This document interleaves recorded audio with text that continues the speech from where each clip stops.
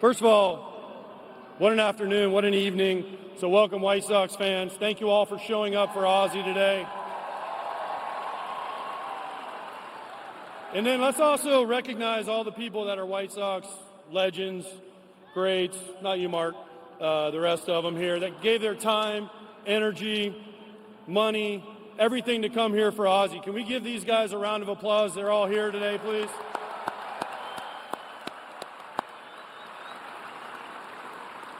And can we give a big shout out also to the team that's in first place, the Chicago White Sox?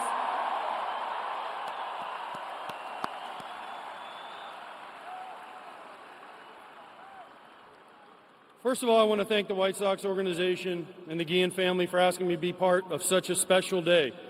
It's a huge honor for me to be up here and speak about a guy that, Ozzie, that we all know, had our ups and downs.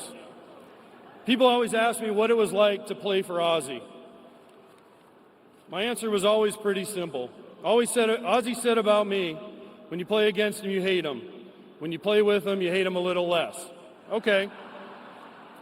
So when people ask me about what it was like to play for Ozzie Guillen, I said, well, if you played against Ozzie, you hated him. And if you had to play for Ozzie, you hated him a little bit more. So he loves that line. I was asked not to use it, but I don't care. I spent a lot of time thinking about that quote, and the answer's changed, actually, since I was asked to come up here and speak. I started thinking about all the years we spent together, the good times, the tough times, the laughs, the championships that we won, and I realized just how much Ozzie and his family have meant to me and my family. The Guillens were our constant during my time in Chicago playing here. They were there through World Series, through the birth of my children, through the friendships that I have with a lot of these guys that last long after playing baseball for the White Sox. Ozzie always had time for players' kids. He loved having them in the clubhouse, especially after tough losses, because somehow kids always made everyone smile. You're 0 for 4, your kid walked in, you smiled, Ozzie turned on the music, let's go. Now, the only thing with Ozzie, he couldn't remember my daughter's name. He called her Pink. Ozzie, it's Ava. It's 3 letters, A-V-A, okay? It's not that hard. So please, next time you see her, just Ava. Not Eva, Ava, okay? And my son, Austin, Ozzie called him so many different names, I eventually just stopped correcting him, most of them including a cuss word, so my son doesn't even know what Ozzie called him because he was too young. But that's just who Ozzie was and still is. One thing that stood out about him is his consistency. It's what makes players great, it's what makes managers great, and it's what makes people great. Ozzie was the same person every single day. Love him or hate him, you knew where you stood, for better or for worse. He'd tell you straight up, I like this, I don't like this, it was fine. I can't tell you how many times reporters would be standing in front of Paul or I's locker, right? And say, did you hear what Ozzie said last night about the team? And Paul and I would look at each other and say, what'd he do today? Well, there we were. We answered it, but we knew at one point he was going to have our back, and he was taking the attention off the players and putting on himself.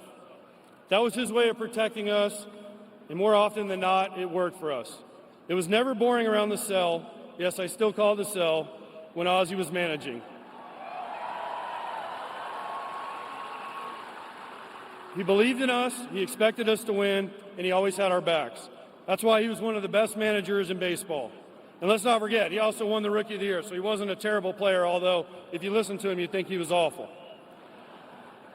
In my years watching Ozzie do his job, some other things were very clear to me. Ozzie loved Chicago.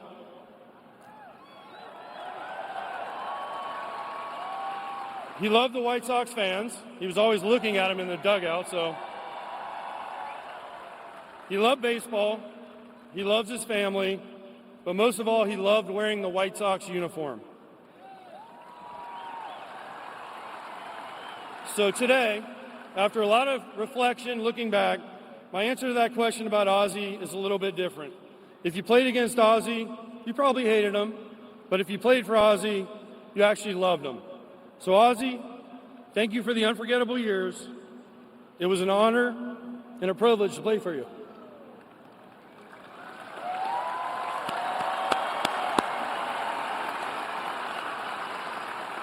Seeing your number retired is the ultimate recognition of everything you did and you meant to this organization, this city, and for all the chance it had that you wear this uniform with you.